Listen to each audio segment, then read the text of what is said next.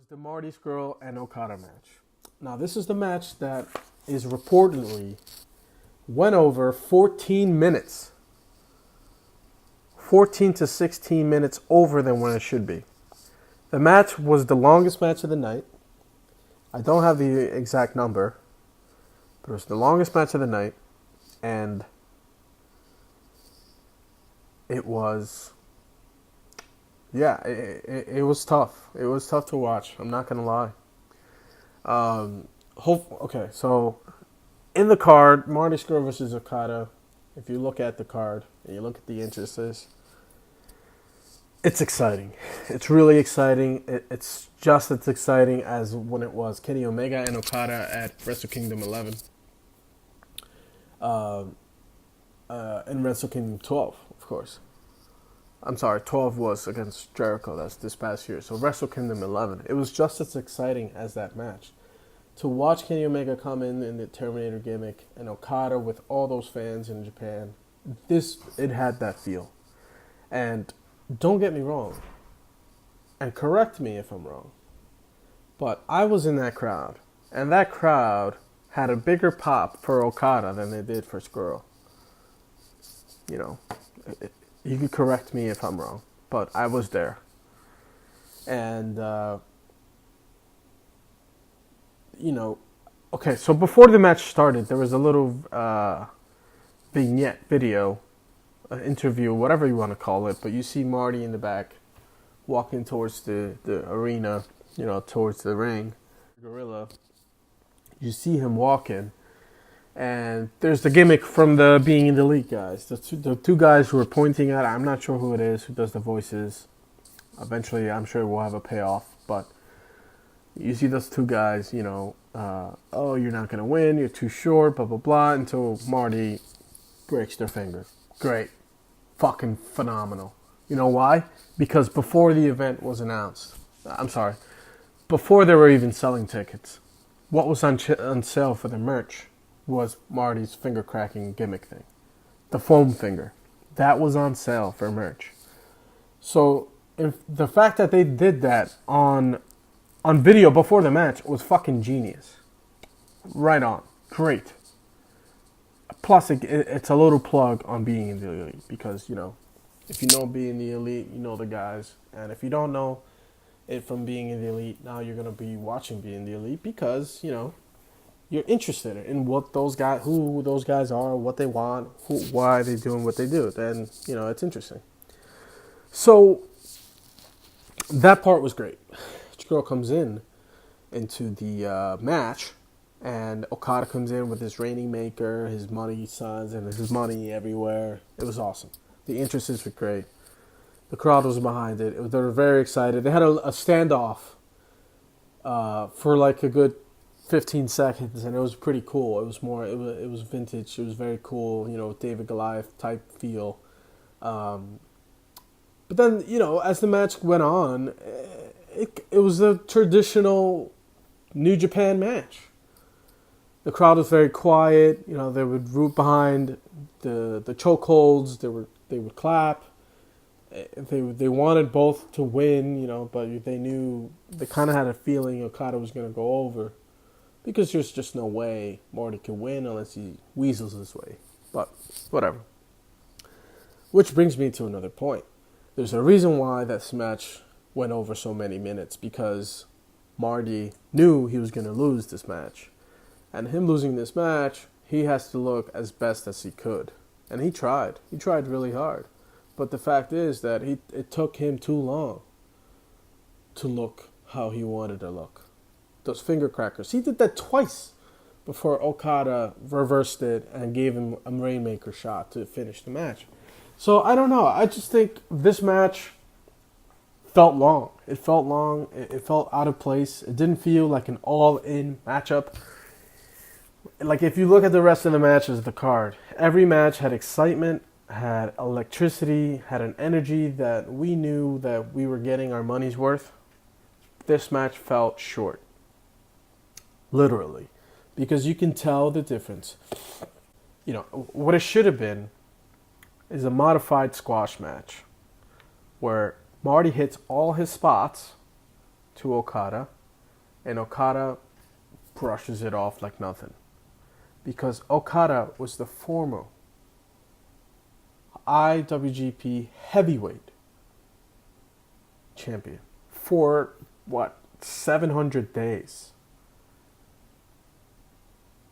And for Marty to go 28 minutes with him, how does that make Okada look? And I'm not fucking burying Marty because I love Marty. He's funny, he has a great gimmick, he's entertaining, he has great wrestling abilities. His match in Wrestle Kingdom 12 was really awesome with Ospreay and them. You know, he has really good chemistry with a lot of people. He deserves it. And don't get me wrong, Marty. You deserve a 28-minute match. I just didn't think it was this one. It was the wrong place and the wrong timing. It wasn't what it should be. And you know, I'm not blaming just you, Marty. I'm blaming whoever produced this match, because there was a lot of spots that, like I said, this should have been a modified squash match. Marty, you cannot beat Okada. He was a 700-day reigning formal heavyweight champion for New Japan. He beat the likes of Shinsuke Nakamura, AJ Styles. You know, this guy is a god to Japan. For you to go 28 minutes with him and last that long and gives us a slap in the face to pretend that, you know, you can hang with Okada, it's just bullshit. You fucked this up. And I'm saying you, Marty, because you are a part of the Bullet Club. And you are friends with the Young Bucks. And you know that their match was next. Even if it wasn't your fault. And even if you said there was miscommunication. Or even if you said, no, the guys told me to do what I got to do to go over. Don't worry about the time. You should have known going into that match, I cannot last 28 minutes with Okada. I'm not at that level yet. I'm going to get squashed by him, but before I do, I'm going to do all my spots. That's what should have happened. That's what you didn't know. That's what you didn't realize, because your fucking ego got in the way. And I hope and pray that one day I can meet you and tell you that in your face. Marty, ego kills. This should be your shirt. Guys, whoever's in merchant, hey, I'm a graphic designer. I could do it myself, but I don't have the time. Ego kills. And I think someone wore that. I'm not sure, but whatever. Ego, your ego kills. So, you killed yourself. You went over the time that you should have. And that, you know, it's going to cost you. It's either financially or it'll cost you morally, because now nobody wants to work with you. Right? I know New Japan is probably not happy. Why? Because you made Okada look like he's equal to you. And I'm saying you, Marty, because, dude, this is the Bullet Club's event. Their banner was in the middle of the stage. You're part of the Bullet Club. So even if Okada said, God, we got to last 30 minutes here. I got to make you look strong. And I think 30 minutes will do it. You should say, put your ego aside and say, no, Okada, you're the reigning former heavyweight champion. I shouldn't even last 5 minutes with you. I'm going to do my spots, high spots, really good spots. Sell them if you want to. But you're going over quick. And then we could fucking, you know, at the end of the match, Marty, you get up after you're selling and you tell Okada, I will see you next year at the MSG. Because if I'm not mistaken, I think the only two that have been announced for that event is Okada and Marty Scrull. If I'm not mistaken, I might be mistaken, who knows? But it's perfect. You could have set it up for next year. In April, it's going to be Ring of Honor's Marty Scrull, the villain, against the fucking rainmaker of New Japan Pro Wrestling, Okada. Okada versus Scrull for the heavyweight championship, headlining the MSG. Now, tell me today, who's not going to want to go see an underdog, David against Goliath? at the MSG, a sold out MSG. Who's going to sit here and tell me, unless WWE does a lot of wild, crazy shit from here until the Royal Rumble, it's going to be a stacked NXT card? Think of all the talent that is either a free agent before the Royal Rumble or before WrestleMania or is currently not under contract that WWE now has to go get to compete against Ring of Honor and New Japan at G1 Supercard. Think of the talent that's out there that now WWE has to keep in mind. We have to fucking stack that NXT card so people can go to Brooklyn instead of staying in the city. I think this was a huge failure for Marty's career. I think him not showing up at the end where you hear Nick and Matt Jackson, the Young Bucks, you hear them say, guys, come out here. You're just as special as we are. Because of likes of Kenny Omega, Cody, Marty, Hangman. Boys, come out here. We deserve to celebrate together here in the ring.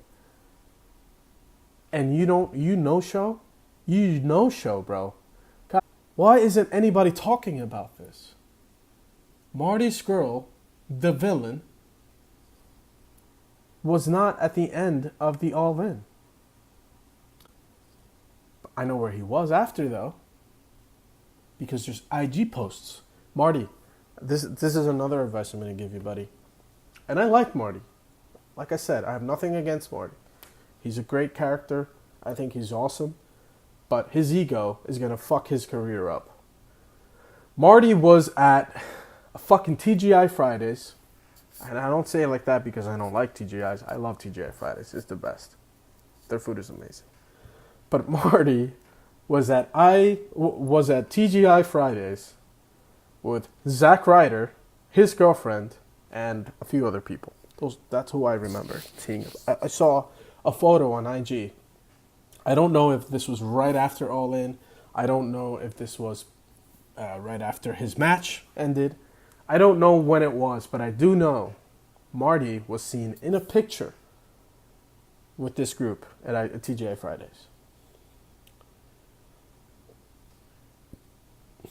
So instead of him being in the ring with the Bullet Club, he was at TGI Fridays with the Long Island IC. Now, don't get me wrong, Marty. If you're working your way into WWE and you're not going to be here next year, if you're not going to be at ROH or New Japan by the MSG event, if you're going to be if you're going to be in NXT or the 205, then that's fine. You did everything you had to do. I don't blame you. But you fucked up with your match. Your ego got in the way of that match. And because of you, Marty, we're pointing the fingers on you. And we're fans of you, Marty. We like you. But you fucked up this time. And you not once have said publicly, I fucked up. The Young Bucks deserve more than 14 minutes. It was their show. And I feel terrible about it. Not once. So this is why we're blaming you, Marty. Because this is your event. This was the Bullet Club's event. And you weren't out there to support them at the end. And you went over 14 minutes to take away time from your friends, the Young Bucks. The creators of the show, by the way. So let that sink in.